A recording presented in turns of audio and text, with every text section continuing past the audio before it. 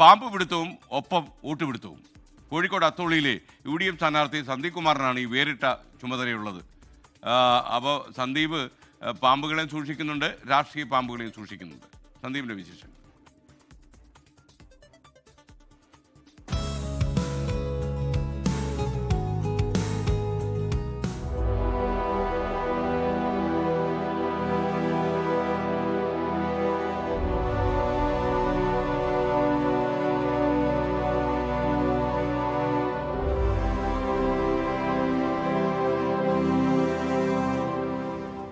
സാധാരണ സ്ഥാനാർത്ഥികൾ പ്രചാരണത്തിനിറങ്ങുമ്പോൾ ചിഹ്നം, സ്ഥാനാർത്ഥിയെ പരിചയപ്പെടുത്തുന്ന ലഘുലേഖകൾ എന്നിവയാണ് കൈവശം വയ്ക്കാറുള്ളത്. എന്നാൽ സന്ദീപ് കുമാർ പോകുന്നയിടത്ത് ഇവയ്ക്കൊപ്പം snake ring, snake stick, kit എന്നിവയും കൊണ്ടുപോകും. എപ്പോൾ വിളി വന്നാലും അപ്പോൾ പോകും. പാമ്പിനെ പിടിച്ച് നാട്ടുകാരുടെ ആശങ്കയകറ്റും. സ്ഥാനാർത്ഥിയാണെങ്കിലും പാമ്പ് പിടുത്തത്തിന് കുറവൊന്നുമില്ല. നമ്മളെ വാർഡുള്ള പരിധിയിലുള്ള വീടുകളൊക്കെ ഇതേമാതിരി പാമ്പോ അല്ലെങ്കിൽ പെരുമ്പാമ്പൊക്കെ ഉണ്ടെങ്കിൽ അവർ സ്വാഭാവികമായിട്ടും മെമ്പറെയാണ് വിളിക്കുക. അപ്പം വിളിച്ചാൽ നമ്മളവിടെ പോവുകയും നമ്മളെ കക്കയത്തേക്കോ അല്ലെങ്കിൽ താമരശ്ശേരി ഫോറസ്റ്റ് ഓഫീസിലേക്കൊക്കെ അറിയിച്ച് ചില സമയം അവർ പെട്ടെന്നെത്തും. ചില ദിവസങ്ങളിൽ ഒരു വേറെ സൈറ്റിലൊക്കെ ആണെങ്കിൽ 4 മണിക്കൂർ 5 മണിക്കൂർ ചിലപ്പോൾ വൈകുന്നേരം വരെ നമ്മളവിടെ നിൽക്കേണ്ട അവസ്ഥയൊക്കെ വന്നിട്ടുണ്ട്.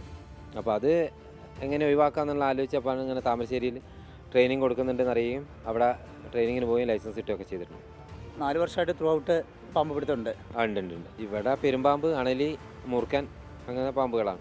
അത്തോളി പഞ്ചായത്ത് അംഗവും മുൻ വൈസ് പ്രസിഡന്റുമാണ് നാലുപുരയ്ക്കൽ സന്ദീപ് കുമാർ. പിടികൂടുന്ന പാമ്പുകളൊക്കെ പിന്നീട് എന്താ ചെയ്യാറുള്ളത്?